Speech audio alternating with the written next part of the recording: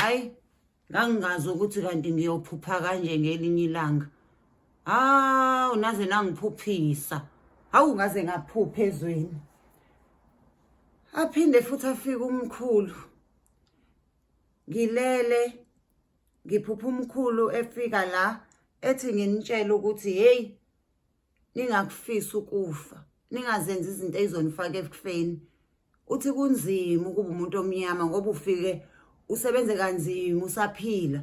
Uphinde uthi noma usufile futhi ungakutholi ukuphumula. Safanele uphinde usebenze futhi usiyidlozi lokhu uze emaphupheni ethu usebenza 24/7 nakhona usufile ngabe uphumule kodwa uyaphupha.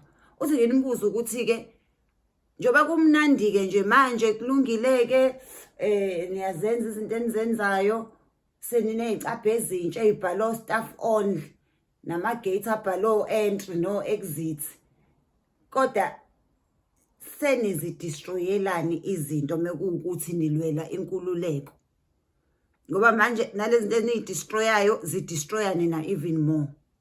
Uzumkhulu nikhohlwe yini ukuthi vele we are already going through a pandemic. Manje njoba nivala imigaqo kungangeneki kungaphumeki emalokishini wenze njani ke lo muzi ohleli nesidumbu endlini awekho ama undertaker akwazi ukufika azolanda lesi sidumbu.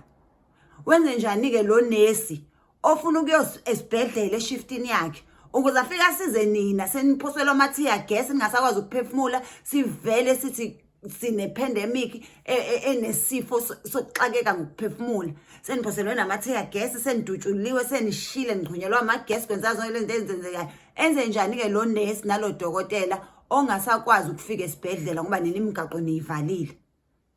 Uthi umkhulu nginibuza ukuthi bese enze njani ke lo osekhaya ogulayo ongasakwazi ukuzolandwa iambulance ngoba nini imigaqo niyivalile akwazi ukufika ngama ambulance. Athi umkhulu nginitshela ukuthi anything enganayo organization wathi art of war ifuna nibe organized niyazi izinto enizoyenza ningabi mahliphi. Wase singinitsheleke nokuthi bona bazokhathala ukulobe fanele bakhulumele nina bafela nina banishiya nama leader ahlulekayo na ukukhuluma na ukwenzani. Hazi utheni nje kodwa ngalesi thing selida yena engathi umdayisi khona ayishilo nje ukuthi sengikhohlwe phela nami ngibuye ngikhohlwe kodwa ke utheni icabangele kuyo yonke into eniyenzayo ngoba uma ngabe uqabana nomakhelwane awushisa umuzi wakho. So nicabanga ukuthi kulona le ndawo enivalayo lemigaqo enivalayo ila khamba khona iambulance ila khamba khona iundertaker. Cabanga lo mndeni ke ohlelo ofana ngabuya ngcwaba niyasenjotshwa ibhokisi nina ngoba benifuna ukufaka kulona ama knickknacks ngoba ikhwama ningayiphethe nifuna ukuphatha ngala ama knickknacks awasekho amabhokisi nina navala imigaqo kwakuthi akusahamba ama ambulance akuhamba ama undertaker.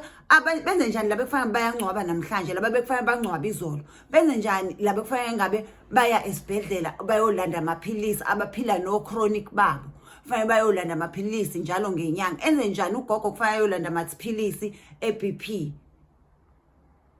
Wathi umkhulu ibani organized mewuthi kuyangihlula kuba organized funana ama leader azoniphatha ngoba ngeniphathwe yibona sebayilalela kobandayo. Akukho lulu ukuba indoda yomuntu omnyama akukho lulu ukuba umfazi womuntu omnyama ngoba you work hard while you are alive and even after you die you still have to come back and work 24/7 as an ancestor. Hayi ngeke kabakithi kahleni ukugcilaza abantu abangasekho.